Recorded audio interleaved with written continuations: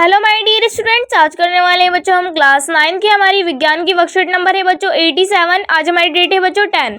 विद्यार्थी के नाम में आपका नाम आएगा और कक्षा अध्यापक के नाम में आपके टीचर का। ठीक है बच्चों, परमाणु की संरचना आज का हमारा टॉपिक है, बोर का परमाणु मॉडल।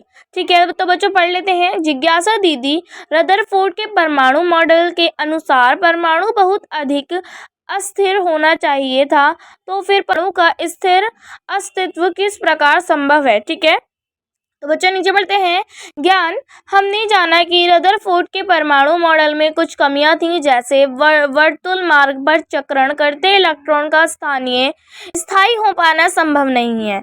एक दूसरे वैज्ञानिक नील्स बोर इन कमियों को दूर करते हुए अपना परमाणु का मॉडल सिद्ध किया, जिसे बोर का परमाणु मॉडल कहते हैं। ठीक है बच्चों, अब यहाँ पर हमें बोर के परमाणु मॉडल के बारे में बताया गया है, तो पढ़ लेते हैं कि नील्स बोर 1885 से 1962 ने 1922 परमाणु मॉडल प्रस्तुत किया, जिसकी दो प्रमुख विशेषता अवधारणाएं इस प्रकार थीं। ठीक है, तो पहली है कि परमाणु में इलेक्ट्रॉन नाभिक के चारों ओर केवल विशेष कक्षाओं में ही घूमते हैं, जिन्हें इलेक्ट्रॉन के ऊर्जा स्तर, ऊर्जा कक्ष या विव्यक्त कक्षा कहते हैं, क्योंकि प्रत्येक ऊर्जा स्तर की ऊर्जा निश्चित होती है। ठीक है बच्चों, फिर हमारा सेकंड है, नाभिक के चारों ओर गति करते हुए इलेक्ट्रॉन ऊर्जा विकिरण नहीं करते, यह केवल एक निश्चित ऊर्जा सोकर या छोड़कर एक ऊर्जा स्तर से दूसरे ऊर्जा स्तर कक्ष तक दूर कूद सकते हैं। ठीक है, फिर हमारा थर्ड है,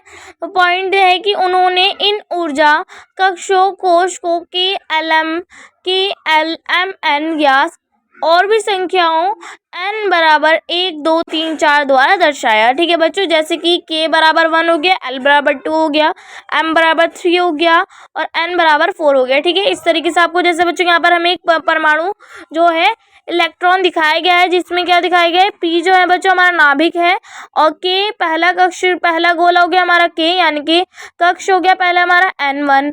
ठीक है, दूसरे कक्ष में हो गया बच्चों हमारा नाम हो गया l, तीसरे कक्ष का नाम हो गया m और लास्ट वाले का हो गया n। इसी तरीके से इन कक्षों के नाम हो गए। अब इनका n1, n बराबर 2, n बराबर 3, n बराबर 4 हो जाएगा। ठीक है बच्चों, अब यहाँ पर हमें दे रखा है परमाणु में सबसे बाहरी बाह्यात्मक कक्ष को संयोजक कक्ष और इसमें उपस्थित इलेक्ट्रॉनों को संयोजक इलेक्ट्रॉन कहते हैं। ठीक है, फिर यहाँ पर हमें दे रखा है किसी कक्ष में उपस्थित अधिकतम इलेक्ट्रॉनों की संख्या निश्चित होती है, जिसे 2n², जहाँ n ऊर्जा स्तर कक्ष की संख्या 1 2 3 4 है, सूत्र में दर्शाया जाता है। विभिन्न कक्षों में अधिकतम इलेक्ट्रॉनों की संख्या होगी k कक्ष बराबर जाएगा ब्रैकेट में 2 गुणा 1² बराबर 2 और l कक्ष यानी कि ब्रैकेट में 2 गुणा 2² बराबर 8। ठीक है बच्चों, m कक्ष में 2 गुणा 3² बराबर 18 हो जाएगा। ठीक है, यानी कि 2 3 6 हो जाएगा। ठीक है, हो जाएगा बराबर 18। ठीक है बच्चों, फिर हम यहाँ पर हमें देखा सबसे बाहरी कोश में इलेक्ट्रॉनों की अधिकतम संख्या 8 हो सकती है। ठीक है बच्चों, 8 जो होती है बाहरी कोश में। ठीक है, अस्टेनियम।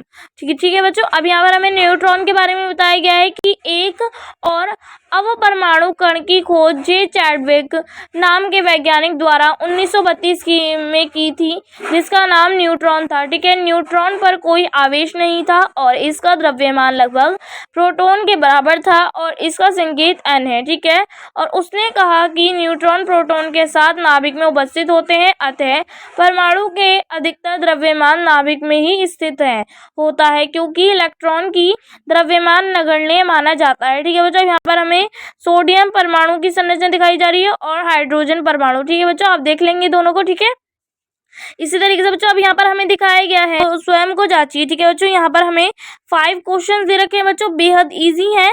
चलिए फटाफट से कर लेते हैं। ठीक है, तो बच्चों हमारा फर्स्ट क्वेश्चन ये है कि नील्स बोर के परमाणु मॉडल के 2 प्रमुख अवधारणाएं लिखिए। तो बच्चों आप इसका आंसर लिखेंगे, पहला कि परमाणु में इलेक्ट्रॉन नाभिक के चारों ओर केवल विशेष कक्षाओं में ही घूमते हैं, जिन्हें इलेक्ट्रॉन के ऊर्जा स्तर ऊर्जा कक्ष कहते हैं। ठीक है, सेकंड जो है बच्चों हमारा, नाभिक के चारों ओर गति करते हुए इलेक्ट्रॉन ऊर्जा विकिरण नहीं करते। ठीक है, फिर बच्चों हमारा सेकंड क्वेश्चन है कि बोर के परमाणु मॉडल ने रदरफोर्ड के परमाणु मॉडल की कमियां कैसे दूर की? तो आप इसका आंसर लिखेंगे कि मॉडल ने बताया कि नाभिक के चारों ओर गति करते हुए इलेक्ट्रॉन ऊर्जा विकिरण नहीं करते। यह केवल एक निश्चित ऊर्जा सोख कर या छोड़कर एक ऊर्जा स्तर से दूसरे ऊर्जा स्तर कक्ष तक कूद सकते हैं। ठीक है बच्चों, नेक्स्ट क्वेश्चन है कि बोर के परमाणु मॉडल के अनुसार चर्चा 4 ऊर्जा कक्ष वाले परमाणु मॉडल का चित्र बनाइए। ठीक है बच्चों, तो देखिए आपको इसका आंसर यहीं पे दिख जाएगा वर्कशीट में। ठीक है बच्चों, ये आपको चित्र नजर आ रहा है, बिल्कुल आप एज इट इज इसे बना देंगे, हो जाएगा हमारा आंसर नंबर 3।